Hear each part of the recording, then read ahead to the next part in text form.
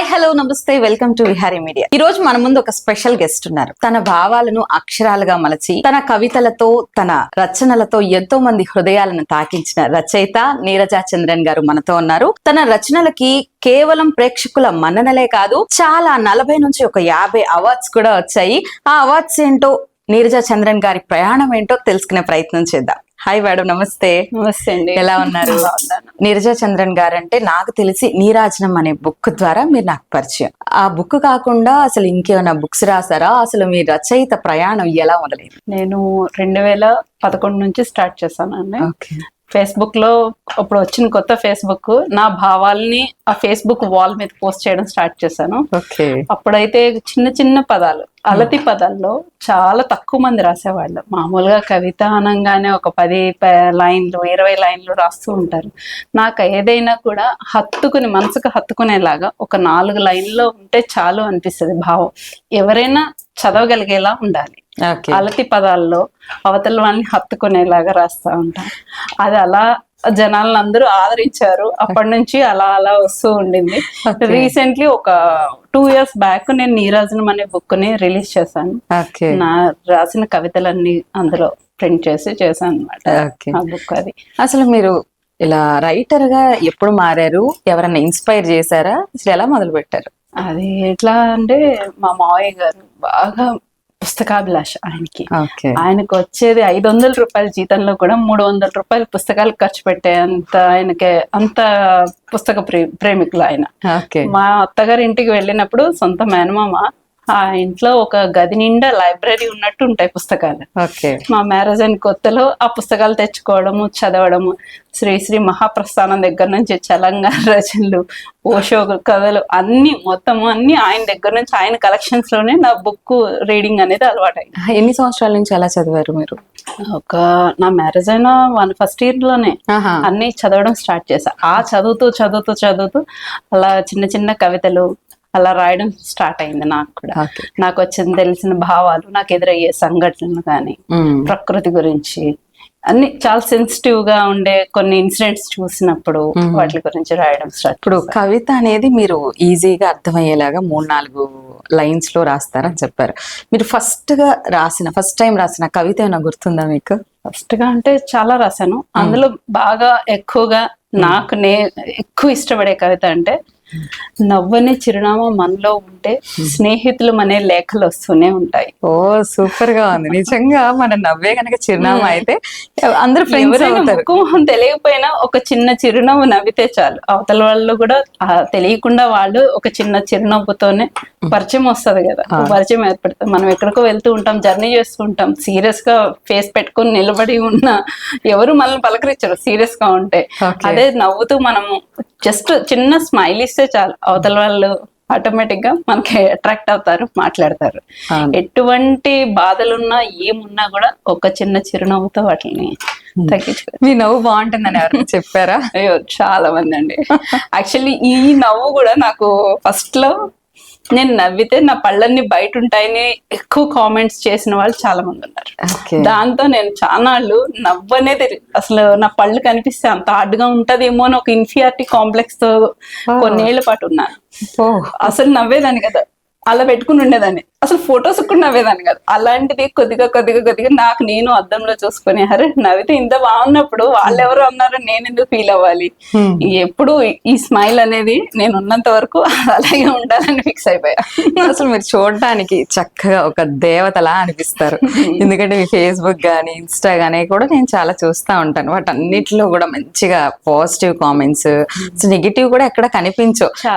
చక్కగా రీల్స్ చేస్తా ఉంటారు. ఏదైనా మీకు ఆఫర్స్ వచ్చినాయా సీరియల్స్ నుంచి కానీ? అట్లా వచ్చినాయి. ఒక 2 years బ్యాక్, 2-3 years బ్యాక్ అనుకుంటా, ఒక జెమినీ టీవీ డైరెక్టర్ గారు అమ్మవారి క్యారెక్టర్ ఇస్తానని చెప్పి పాపం చాలా రిక్వెస్ట్ చేశారు. అప్పుడు అత్తయ్య గారు కొంచెం బెడ్ రిటర్న్, ఇలాంటి సిచ్యువేషన్స్ లో నాకు వెళ్ళే అంత ఇది లేక నేను వెళ్ళలేదు. యాక్చువల్లీ చాలా రిక్వెస్ట్ చేసి అడిగారు, ఫ్యామిలీలో ఒప్పిస్తానండి మాట్లాడండి. నాకు యాక్చువల్లీ అమ్మవారి క్యారెక్టర్ అనగానే కొంచెం బాగుంటది అనిపించింది, కానీ ఇక్కడ ఉండే ఫ్యామిలీ బర్డెన్స్ వల్ల మూవ్ ఆన్ అవ్వలేదు. కానీ ఫస్ట్ ప్రయారిటీ ఫ్యామిలీకి ఇచ్చారు.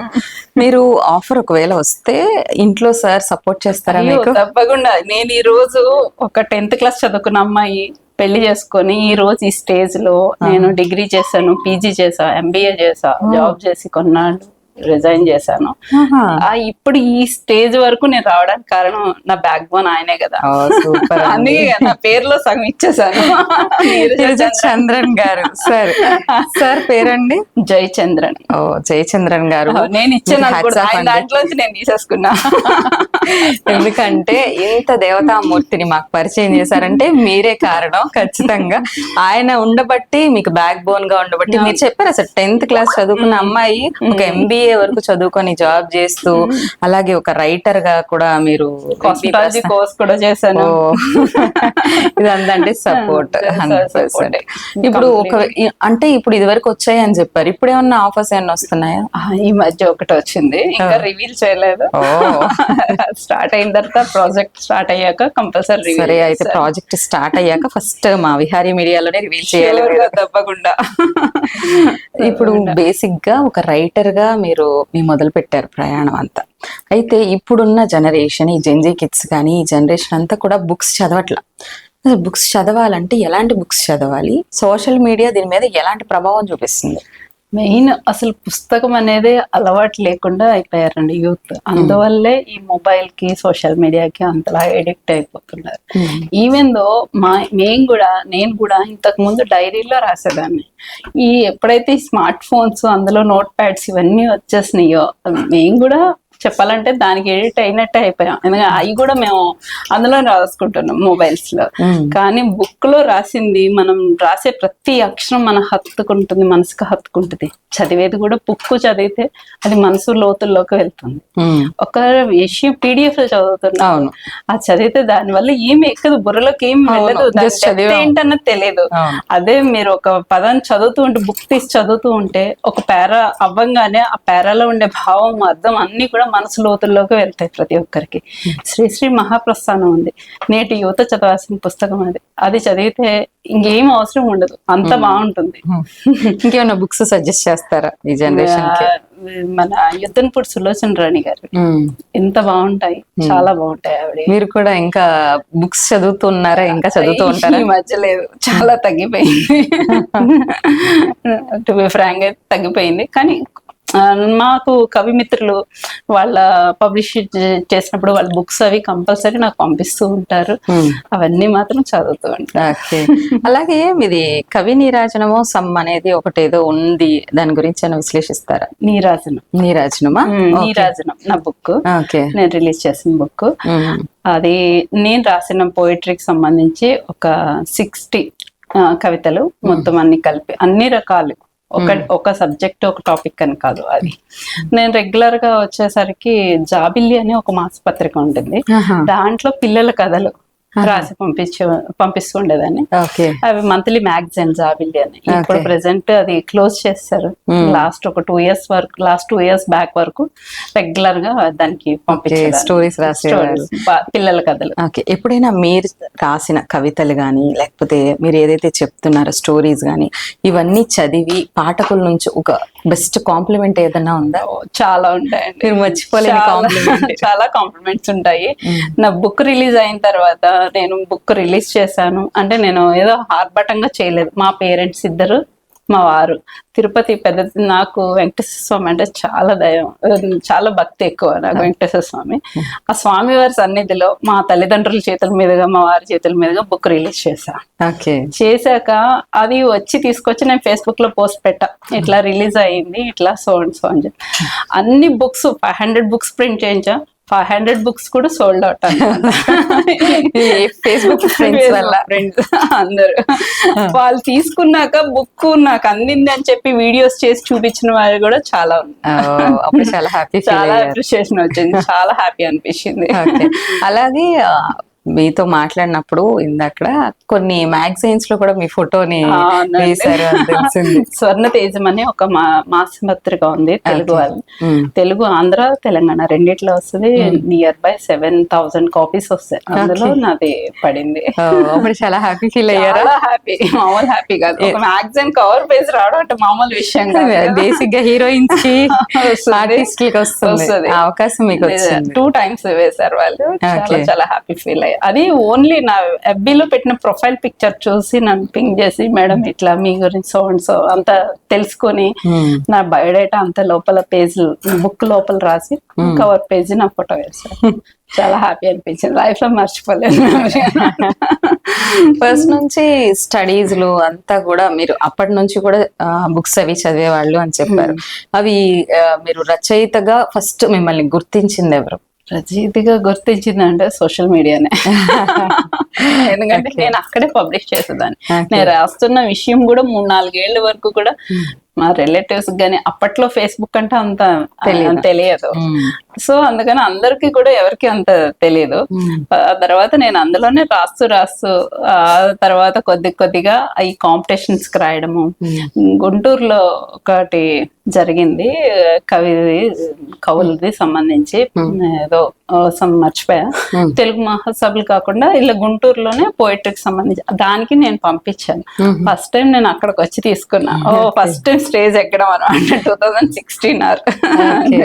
ఎక్కువ కవి సమ్మేళనాల్లో ఏమన్నా పార్టిసిపేట్ చేస్తూ ఉంటారా? బాగా పార్టిసిపేట్ చేశాను. ఇప్పుడు అంటే తగ్గిపోయిందిలేండి, అది కూడా కంప్లీట్లీ కమర్షియల్ అయిపోయినాయి. ఇవన్నీ కూడా బయటకు వెళ్ళడం చాలా వరకు తగ్గిపోయింది. ఏమన్నా ఇంకా వాళ్ళు గెస్ట్లుగా పిలిచి రండి మేడం తప్పదు అంటే వెళ్ళడం రావడం. ఇప్పుడు ప్రెసెంట్ ఏదన్నా ఒక బుక్ అయినా రాయబోతున్నారా? ఫర్దర్ గా ఏమన్నా ప్రాజెక్ట్స్ ఏమైనా ఉన్నాయా? ఫర్దర్ గా అంటే నేను రాసిన దాదాపు 7,000 పైన ఉన్నాయి. నేను రాసిన కవితలే గానీ అన్ని కలిపి ఒక 7,000 పైన ఉన్నాయి. అందులో నుంచి కొన్ని బెస్ట్ అనిపించినవి తీసి మళ్ళీ ఇంకొక బుక్ రిలీజ్ చేద్దామని అనుకుంటున్నాను. ఇయర్ ఎండింగ్ కి టైం పడుతుంది.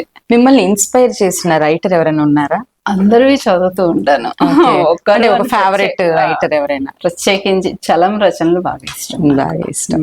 ఇప్పుడు ఈ తరంలో ఎవరైనా రైటర్ కావాలనుకుంటే వాళ్ళకు ఉండాల్సిన లక్షణాలు ఏంటి? అసలు మెయిన్ ఏమేమి ఉండాలి? ఎవరైనా వారి మనసులో భావాలు ఉన్నట్లుగా వ్యక్తీకరించడం రావాలి ఫస్ట్ ఆఫ్ ఆల్. అంతేగాని దేనికి కొన్ని ఒకరికి ఫేవర్ గానో లేకపోతే దేనికైనా ఒక దానికి లొంగిపోయి రాయడం ఇట్లా కాకుండా ఏదైనా అవతల వాళ్ళకి మనం రాసాము అంటే ఈజీగా వాళ్ళ మనసుకి హత్తుకోవాలి. చదివేది కూడా మనం వాడుక భాషలో ఉండాలి. అంతేగాని సాంస్క్రిట్ చాలా కష్టమైన పదాలు, క్లిష్టమైన పదాలు వాడతారు కొందరు. అది యాక్చువల్లీ నాకు నచ్చదు, చదవను కూడా నేను. వెంటనే హత్తుకునేటట్టు ఉండాలి కదా అవతల వాళ్ళకి. ఏదైనా అలా ఉంటేనే బాగుంటుంది. దానికి ఇలాగే ఉండాలి, ఇలాగే రాయాలని ఎక్కడ ఎటువంటి రూల్స్ లేవు. ఎవరికి తోచిన విధంగా వాళ్ళు రాయొచ్చు, ఎవరైనా రాయొచ్చు. వారి భావాలను ఉన్నట్లుగా వ్యక్తపరచడం వస్తే సరిపోతుంది. ఇలా ఉండాలి, అలా. నన్ను ఇన్స్పిరేషన్ గా తీసుకొని నా ఫ్రెండ్ జయ అని, తను అనుకోకుండా ఒక బస్ లో పరిచయం నాకు ట్రావెల్ లో. ఆ అమ్మాయి నన్ను ఇన్స్పిరేషన్ గా తీసుకొని ఇప్పుడు ఎన్ని కవితలు రాస్తుందో నిజంగా చాలా హ్యాపీ అనిపించింది ఆ విషయం. సూపర్. అలా మీ ఫ్రెండ్స్ ఎవరైనా మిమ్మల్ని చూసి ఇన్స్పైర్ అయిన వాళ్ళు కానీ, లేకపోతే మీకు బాగా సపోర్ట్ చేసే ఫ్రెండ్స్ ఉన్నారా? అయ్యో చాలా మంది అండి. నేను చదువుకునే టైము, నేను 10th వరకు స్కూలింగ్, తర్వాత అంతా డిస్టెన్స్ మోడ్ ఎడ్యుకేషన్ కాబట్టి నాకు స్కూల్లో గానీ కాలేజ్ ఇట్లా ఫ్రెండ్స్ ఉంటారు. అంతా నాకు సోషల్ మీడియాలోంచి వచ్చిన ఫ్రెండ్స్. ఎంత క్లోజ్ అంటే ఈవెన్ నా ఫ్యామిలీ మెంబర్స్ కన్నా ఎక్కువ క్లోజ్ గా ఉంటారు. నాకు ఏదైనా చిన్న కష్టం వచ్చిందంటే వచ్చి వెంటనే నిలబడతారు. మా ఇంట్లో ఏ చిన్న సంతోషకరమైన విషయం జరిగినా వాళ్ళందరూ ఉంటారు. మా 25th యానివర్సరీ మంచి కోవిడ్ టైం, వాళ్ళందరూ నా ఫ్రెండ్స్ వచ్చి ఎంత గ్రాండ్ గా సెలబ్రేట్ చేశారంటే మా ఫ్యామిలీ రిలేటివ్స్ వాళ్ళు వచ్చి చూసి షాక్ అయ్యారు. ఏంటి ఈ కోవిడ్ లో అవసరమా అని మాట్లాడారు. కానీ నా ఫ్రెండ్స్ మాత్రం వచ్చి అంత గ్రాండ్ గా సెలబ్రేట్ చేశారు. బెస్ట్ ఫ్రెండ్స్ ఒక 2 పేర్లేనా చెప్పండి? ఇద్దరంటే ఇంకో 2 కోపం వస్తుంది. 2 చెప్పకూడదు. నాకు తెలిసిన వాళ్ళల్లో యశోద గారు, అలాగే ఉషా గారు, మణి గారు, మణి, యమున, యశోద, ఉష, పద్మ, ఇంకా చాలా మంది ఉన్నారు. చాలా పెద్ద లిస్టే ఉంది. ఎవరైనా పేరు మిస్ అయితే ఏమనుకోవచ్చు. పేర్లు మిస్ అవుతాయి, మళ్ళీ చెప్తే కోపాలు వస్తాయి. అంతే కదా, అందరూ ఒకటే మిమ్మల్ని అలాగే చూసుకుంటారు, మీరు కూడా అందరిని అలాగే ట్రీట్ చేస్తారు, అంతలాగా ఓన్ చేసుకుంటారు. నా సోషల్ మీడియాలో కూడా నన్ను ఎక్కువ మంది అక్క అని పిలుస్తారు. నాకు అన్నదమ్ములు అక్క చెల్లెలు ఎవరు లేరు. అక్క అని అంత ప్రేమగా ఆత్మీయంగా పిలిస్తే మాటల్లో చెప్పలేను. చాలా మంది చెల్లెమ్మ చెల్లెమ్మ. ఈవెన్ నాకు ఆ సోషల్ మీడియాలోంచి అన్నదమ్ములు ఎంతమందో, అసలు రాఖీ పండుగ వచ్చిందంటే ఎంతమంది బయటికి వెళ్తే గుర్తుపడుతూ ఉంటారా? అయ్యో చాలా ఎక్కువ. అప్పుడు ఏమన్నా ఇబ్బంది పడ్డారా ఎప్పుడైనా? ఏముండదండి. కొంతమంది అయితే మరి నన్ను చూసి నా ఆహార్యం చూసి భయపడతారో ఏమో తెలియదు.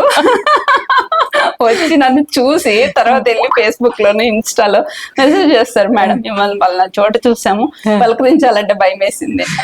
నేను ఏమన్నా దయ్యాన్న భూతాన్ని ఎందుకంటే భయపడతారు, వచ్చి పలకరించి మీరు ఇలా మాట్లాడతారని అనుకోమండి అంటారు. జనరల్ గా ఎవరైనా అంతే. ఫస్ట్ మీ కటౌట్ చూసి భయం వేస్తుంది కదా, కటౌట్ చూసి కొన్ని నమ్మేయాలి చూడు అంటారు కదా. అలా అనుష్క లాగా ఎవరైనా పోల్చారా మిమ్మల్ని? హైట్ ఉంటారు కదా. నా ఫ్రెండ్స్ అందరూ పొట్టి వాళ్ళే ఉంటారు. నాకు ఎందుకో అట్లాగా సెట్ అయ్యారు. అందరికి నా హైటే ప్రాబ్లం అవుతుంది అక్కడ. మేడం, మీకు చాలా అవార్డ్స్ వచ్చాయి అన్నారు, నియర్లీ 40 అబోవ్నే వచ్చాయి. వాటిల్లో ఒక మర్చిపోలేని అవార్డు ఏమైనా ఉందా? అంబేద్కర్ గారి మనవల చేతుల మీదకి ఒక అవార్డు తీసుకున్నానండి బెంగళూరులో, అంబేద్కర్ రత్న అనే అవార్డు. అది మాత్రం బెస్ట్ మెమరీ అన్నమాట. ఎందుకంటే అంతటి మహానుభావుడు వాళ్ళ మనవలు ఇద్దరు అలాగే ఉన్నారు, వాళ్ళ చేతుల మీదుగా తీసుకున్నాను. అదొక బెస్ట్ మెమరీ నాకు. అవార్డ్స్ గురించి అయితే చెప్పారు, అలాగే మీ బుక్ లేకపోతే మీరు రాసిన కవితల గురించి ఏదైనా ఒక మర్చిపోలేని మెమరీ ఏదైనా ఉందా? ఉందండి. నాది నీరాజనం అనే బుక్ ఉంది కదా, ఈ బుక్ లో నేను బ్రహ్మానందం గారి చేత సిగ్నేచర్ తీసుకున్నాను. లైఫ్ టైం మెమరీ అన్నమాట. బ్రహ్మానందం గారితో ఆ రోజు మాట్లాడడం జరిగింది. నేను మాట్లాడి ఆయన చేత సైన్ తీసుకుంటూ చాలా లైఫ్ టైం మెమరీగా ఉంది. ఇక్కడ ఉన్న బాబాయ్ గారు నాకు ఒక కవి సమ్మేళనంలో పరిచయం అయ్యారు, తిరుపతి బాబాయ్ గారు. అసలు ఫస్ట్ పుస్తకం వెయ్యాలన్న ఆలోచన ఈయన ఇచ్చింది ఐడియా. మనం ఇంత బాగా రాస్తాం, ఆయన అన్ని పద్యాలు రాస్తారు, అంత పద్య కవిత్వం ఆయన రాసేది. ప్రతిరోజు నేను పెట్టే పోస్టులకి నేను 4 పదాల్లో నేను రాస్తే దాని గురించి విశ్లేషించి పద్య కవిత ఆయన రాసి పంపించేవారు ప్రతిరోజు. అమ్మ నీ కవితలు పుస్తకం రావాలి, నీ కవితలన్నిటికీ నేను ముందు మాట రాయాలి అంటూ ఉండేవాళ్ళు. నన్ను ఒక పెద్ద కూతురు కింద చూసుకున్నారు. ఆయన అభిలాషతోనే నేను స్టార్ట్ చేసిన బుక్ ప్రింట్ అవ్వకుండానే ఆయన కోవిడ్ లో చనిపోయడం జరిగింది. చాలా విచారంగా అది. అందుకోసం ఆయనకి అంకితం ఇస్తున్నట్లుగా నేను బుక్ ఇచ్చాను అనమాట. ఇంతలాగా ఎంకరేజ్ చేసేవాళ్ళు నాకు చాలా రేర్. అసలు ఎలాంటి మనుషులు గాని నాకు చాలా మంది ఎక్కువ కూతురు కింద భావిస్తూ ఇంట్లో వాళ్ళ ఒక పెద్ద కూతురిగా నాకు రీసెంట్లీ సరోజిని అమ్మ అని ఫేస్బుక్ లోనే పరిచయం, చల్లా సరోజిని దేవి గారు. ఆవిడే రచయిత, టీచర్ గా వర్క్ చేశారు, రిటైర్డ్ అయిపోయారు, క్యాన్సర్ తో చనిపోయారు. ఆవిడ చనిపోయిన తర్వాత నాకు ఇన్విటేషన్ వచ్చింది, నేను పెదకర్మకి వెళ్ళా హైదరాబాద్. వాళ్ళ పిల్లలు వచ్చి నన్ను హగ్ చేసుకుని అక్క అని వస్తే నాకు వాళ్ళ ఇంట్లో పెద్ద కూతురు స్థానాన్ని ఇచ్చి వాళ్ళందరికీ పరిచయం చేశారు. అంత హ్యాపీ అనిపించింది. ఆవిడ ట్రీట్మెంట్ లో ఉండి కూడా నాకు హార్ట్ కి సర్జరీ అయినప్పుడు ఐసీయూలో నేను కళ్ళు తెరవగానే చూసిన మొదటి ముఖం ఆవిడదే. ఆవిడ ట్రీట్మెంట్ లో ఉండి పిల్లలు వెళ్ళొద్దు నువ్వు ట్రీట్మెంట్ లో ఉన్నావు అన్నా కూడా లేదు నేను వెళ్ళి చూసి రావాలని చెప్పి నా కోసం వచ్చారు అమ్మ. అంతలాగా అసలు అంత ఎఫెక్షనేటివ్ గా ఈరోజు రిలేటివ్స్ కూడా ఎవరు అంత ఎఫెక్షన్ అనేది. ఇప్పుడు ఆ పిల్లలు ఆవిడ పుట్టినరోజున ఒక కవులందరికీ కాంపిటీషన్ పెట్టి అవార్డ్స్ ఇవ్వాలని ప్రకటించారు. దానికి న్యాయ నిర్ణేతగా నన్ను పెట్టారు. అది చాలా హ్యాపీగా ఉంది. నెక్స్ట్ ఈ మంత్ 28 రవీంద్ర భారతిలో జరుగుతుంది. ఓకే, ఒక సోషల్ మీడియాలో అసలు ఈ రకంగా అభిమానంతో పాటు ఓన్ చేసుకోవడం అనేది చాలా అది మాత్రం నాకు పూర్వజన్మ సుకృతం. అది ఈ జనరేషన్ లో అది మాత్రం చాలా హ్యాపీ అనిపిస్తుంది. అసలు సోషల్ మీడియాలో ఉండడం అంటేనే నెగిటివిటీ. అవునవును. కానీ నాకు వచ్చే పోస్టులు 100 కామెంట్స్ ఉన్నా అందులో ఒక్కటి కూడా నెగిటివ్ కామెంట్ అనేది చాలా చాలా చాలా రేర్. ఒకవేళ ఎవరైనా పొరపాటు నెగిటివ్ కామెంట్ పెడితే నాకన్నా ముందు అక్కడ ఉన్న వాళ్ళు వచ్చి రియాక్ట్ అయిపోతారు. అలాగే నేను కూడా నెగిటివ్ కామెంట్ ని కొంతమందిని తీసుకోలేను, వెంటనే ఖండిస్తాను.